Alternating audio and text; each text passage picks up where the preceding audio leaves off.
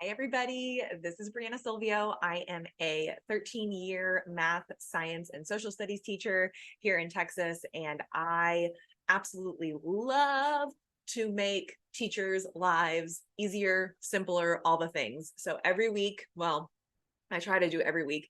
Every week, I try to upload some sort of systematic video that I either have used in my classroom that has been wildly successful, or something new that I'm trying. Just basically, I'm here to give you some ideas, just all about how to create a smarter versus harder experience in your classroom as an educator.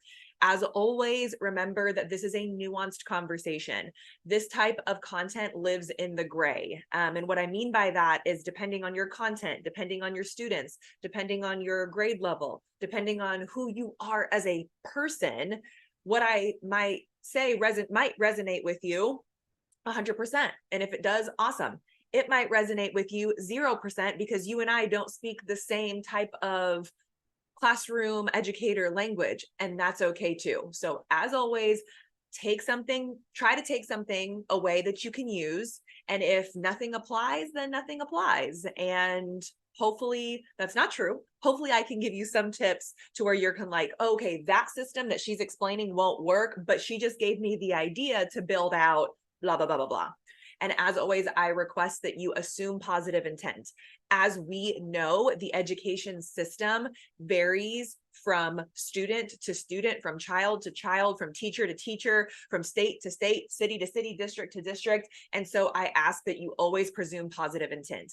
I'm an instructional coach, math specialist, and I am a teacher coach. And so all that means is I have an online course, an online community that is private, where I coach teachers one-on-one or in group environments, and we talk about how to maximize instructional time, how to create systems, how to not work from home, how to prioritize their very, very long to-do list, and how to create an environment to which everybody is happy and there's joy happening in the classroom. So I focus on the whole child and the whole teacher, rooting myself in your physical health, your emotional health, and your mental health, which is the trademark term that I coined, which is PEAMS.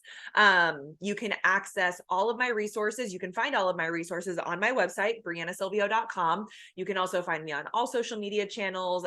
My handle that I go by on social media is the Healthy Roots Educator, but my website is probably where you want to be. I'm on Teachers Pay Teachers and all those things, but my website is really that one-stop kind of shop. So let's dive in. Yes, let's dive in. Okay, so this week's content is about a resource hub. And so I'm going to be screen sharing today, which I did not do last week. And that was a hot mess express. Okay, hot mess express. So let me go ahead and open up first things first. So if you're new here, if you stumbled upon this video, there's going to be some things that you might not know of. So if I'm repetitive, please forgive me, but I want to make sure that everybody understands all the things. So I have an email list. I try to do weekly emails. And in those weekly emails, I support, like I said earlier, teacher and children, your physical health, your emotional health, and your mental health. A lot of my YouTube channel is focused around teacher mental health, not to the sense of like what's happening in the brain, but more so to combat the overwhelm of what it means to be an educator. On my email list, I probably should just go there. Come on, Brianna, you're a teacher. You should know better. Model. So here's my website. Under free teacher resources, there is a bundle. Okay, this bundle right here, when you sign up for it, you get access to this Google Drive. This Google Drive changes often. I add to it often. So I always recommend people come back and visit it if you've made a copy of it, which you absolutely should, because we never know what's going to happen. I might decide that I don't want to do this anymore and completely delete my Google Drive. So to avoid losing anything, always make copies. Okay. You have permission to make copies of this content right here, as long as you give me credit. Okay. So what that means is the teacher bundle resource is this.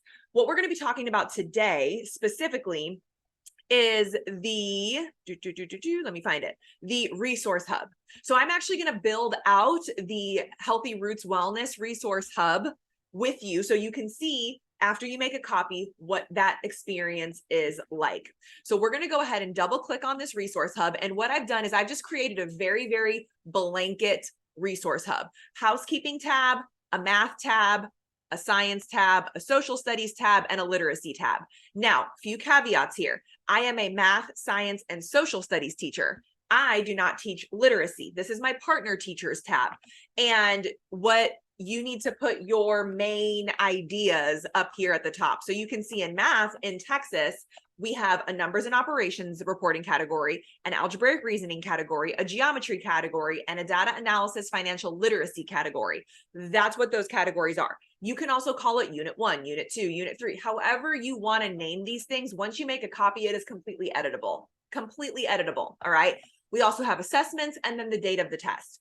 This resource hub, its purpose is a one-stop shop for students and for parents. I teach upper elementary, so my parents are still involved for the most part in their child's education.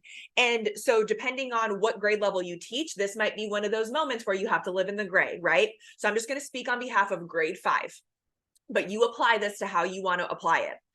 I serve a variety of different students, as I'm sure you do, IEPs, 504s, accommodations, modifications, and then just honestly other support systems. As a professional, I know if a student is struggling, and I know even if they're not identified or whatever, I know like, hey, listen, when they're in the classroom, they're getting behind with writing notes like crazy, and that's not fair to them, right? So same thing with parents is we might have some parents that learned math a completely different way than the kids are learning now. And as a mother myself, my daughter has even brought home homework before, and I'm like, oh, okay, this is how we do it. And she's like, that's not how my teacher taught me.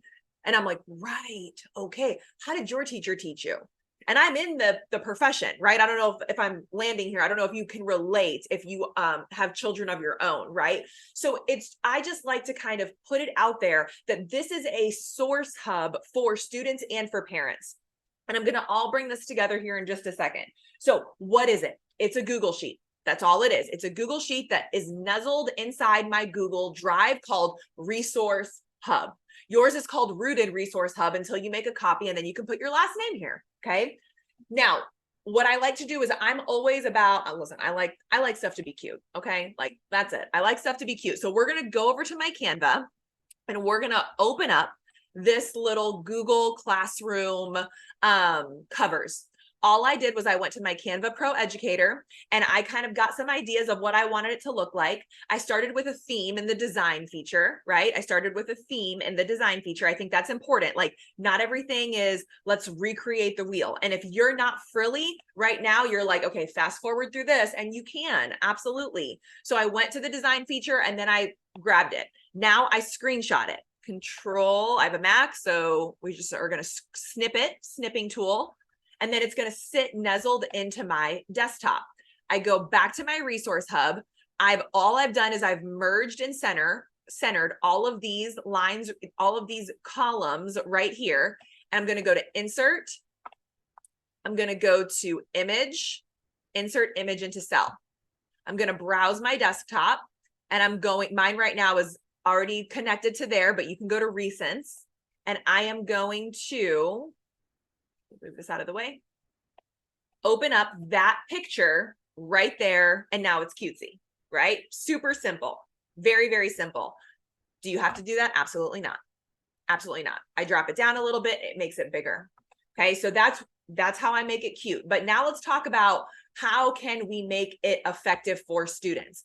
If you watched last week's video that was rough with a capital R on why and how I use GoodNotes in my classroom, you will know that I use GoodNotes in my classroom. I'm going to reshare my screen to what that looks like in real time. So on my campus, I have an Elmo, and I bring my iPad to school. I have this template. This template also sits in the whole child teacher bundle. So you do not have to recreate this. I have one that says TEKS if you're a Texas educator, and then I have one that just says standards. So this way, if you're a non-Texas educator, if you teach in another state, it's applicable to you as well, because we all have standards, whether it's TEKS, Common Core, whatever, LMNOP, ABC, all the things, right? All the acronyms in education, we love it. This sits underneath my Elmo while I teach in whole group. So I have moved away from using my whiteboard to screen sharing with my students. Why did I do that? Anything that goes on my whiteboard is erasable. I could take a picture of it. This is absolutely possible. And if you don't have access to this type of technology, that is what I would do. After I did all of my workflows on my whiteboards with my students, I would take a picture of it with my phone. That acts as the exact same as what you're about to see me do. So I have an Elmo device, which is just basically an overhead projector. If you're old school like me, an overhead projector that screen shares to, the students, and they can all see it. I then screenshot this. This screenshot gets saved into my photos, right? Just like any other screenshot would. All I have to do now is go back to my resource hub. Let me make sure. Yeah, go back to my resource hub. And this is 5.3K. So this is numbers and operations. Now, my parents might not know what 5.3K is, right? So I'm going to write add decimals. Okay. I'm going to double click that. Now let me jump over here to my Google Drive. So I'm in my Google Drive, and what I'm going to do, let me actually show my whole desktop so you guys can see all of it. So I screenshot it, right? I'm going to drag that picture over to my Google Drive. Okay, there it is. Click on the three dots. Click on the three dots. Share. Making sure that all of my settings are correct. Anyone with link can be a viewer. Copy link. Go back to my resources. Double click. Make this a little bit bigger so you see the insert link button. Paste the link in. So now when students go home, when parents go home and they're doing homework or they're doing whatever, all they have to do is open up their resource hub, click this, and up is going to come the picture. And the student can walk the parent through the flow. Now, taking it out of context, it might kind of look like nonsense, right? I think that as you grow into this, you'll get a little bit better. You'll notice my highlighting techniques here, right? Like these are all things that I learned over time so that when a parent or when a student opens it up, it makes some sort of sense to them. But there are lessons where this is not a perfect system and sometimes it looks like a jumbled mess, but that it's not our place to pass judgment on whether something is A++ work or not. It's our job to communicate the concepts taught in class and then be able to have access to those contexts, to that content later on. And so essentially, as the year goes on, this builds up with those pictures, with those screenshots of those good notes. And as you can see, it was and I had to transfer over because I usually just do it directly from my iPad. I think that's worth noting. Due to the training purpose, the micro training purpose of this context right here, I had to airdrop the picture, the screenshot to my desktop so that you guys can see the transfer over. But in real time, I would literally do it all from my iPad. I would open up my Google Drive and I would drag the picture over to the Google Drive, and that would be it. And then as it grows rather, you can even get more fancy where like I would have a folder, numbers and operations folder. And then now all of my guided notes are tracked that way. Why and what is the purpose of something like this? As we talked about, right? Some students are slow to take notes. I know that that's true for my own child. Like I would rather my child sit and listen and watch the teacher and interact with the teacher on some sort of whiteboard or in her journal, not focus on copying everything the teacher is doing, but more so watching what the teacher is doing and then practice the math on her own at her desk in whatever modality the teacher is requesting, whether that be a math journal, a whiteboard, mental math, whatever. I don't want my children, my students getting bogged down at trying to copy everything ferociously to not actually listen to the content, right? And so that's kind of the purpose of why I use something like this. I've used this type of system for about 5 years, and the results have been miraculous. We are talking closing achievement gaps. We are talking students feeling empowered and not stressed out that they can't keep up. There are students that do like to copy down the notes, and you've got the girls with the flare pens and the boys with the different color coding and whatever it is that they, want to use. And I think that is amazing and awesome. But there's a good chunk of kiddos that honestly just need to listen, learn, and accept the information and not be stressed out about copying everything down.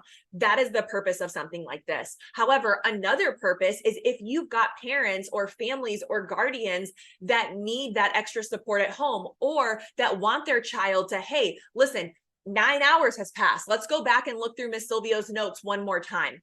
Another purpose for something like this is for you as the educator. I know that I've been teaching 5th grade math now for nine out of my 13 years. Okay. Eight out of my 13 years. Yeah. Prison, dance, math. Okay. Yeah. 8 out of my 13 years, which means that, guess what, guys, the standards don't really change. The expectations don't change.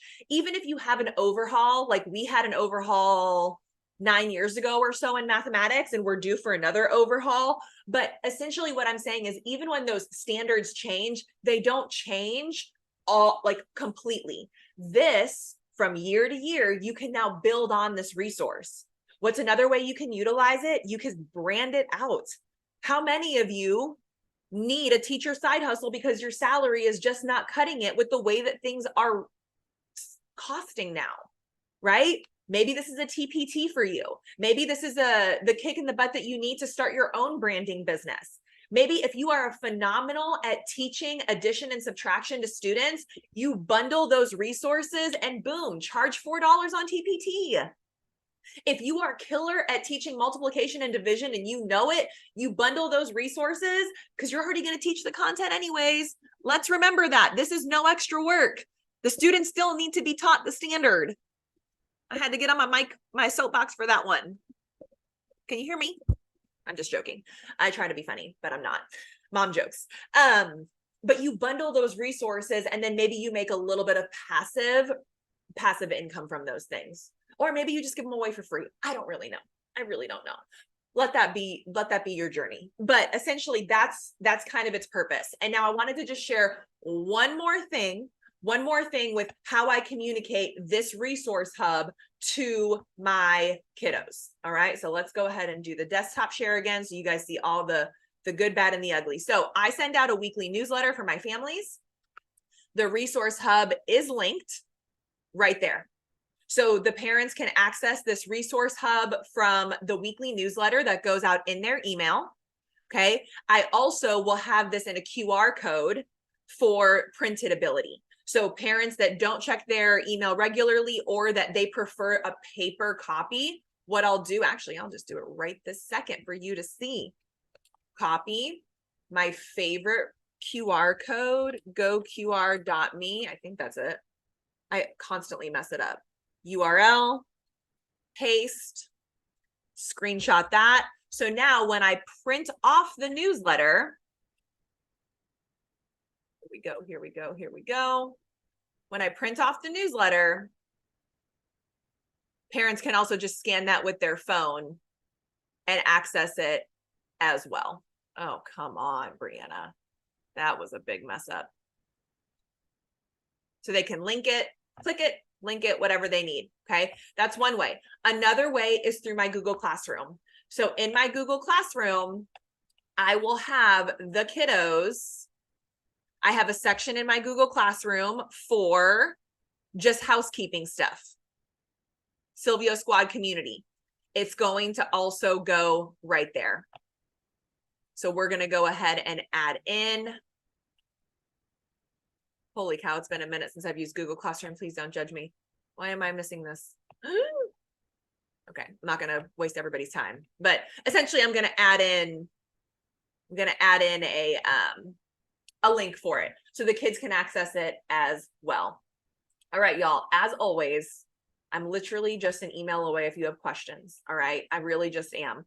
I know that you are overwhelmed. I know you've got 18,000 things to do and zero time to do it because we're in the middle of in-service and professional development and all the things. So please, please, please, I am happy to take an email. I am happy to take a 20 to 30 minute coaching call if you really are in the weeds and you are struggling with a capital S. I want you to really consider going to my website and checking out the Rooted in Wellness Teacher Community course.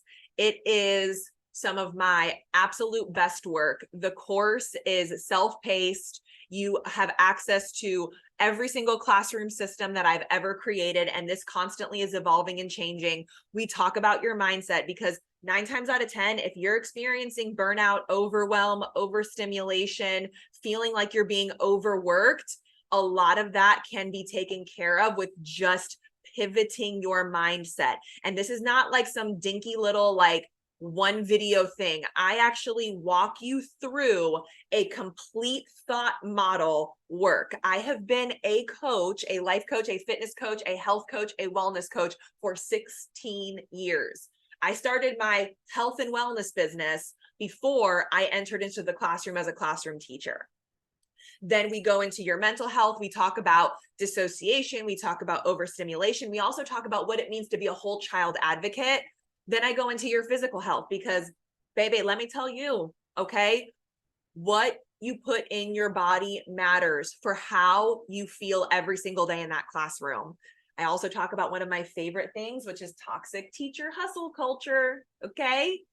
Take your PTO, stop taking the laptop home, take email off your phone. We have to protect ourselves. No other profession. I shouldn't say that. Let's strive, okay, to have a life outside of the classroom for 9 out of the 12 months in the year. And then also there's a little added module that wasn't in the original book about building your brand. Can you create passive residual income? The answer is yes. As an educator, you are extremely capable with the skills, the knowledge, and the creativity to build a phenomenal side or full-time income. Let me help you learn how. And then we, of course, have our community. And our community is a private community of only people Rooted in Wellness, where we share resources and I share all of my good stuff in that community. So this has been long enough. My name is Brianna. It's an honor to serve you today. Any questions that you have? I really don't read the comments that much because I'm sensitive and I don't like when people are mean. So please find my website and then send me an email. That's going to be the best way to get in contact with me, or message me on social media. All right, y'all, have a great rest of your day. It's an honor to be here and share this space with you. Thank you, guys.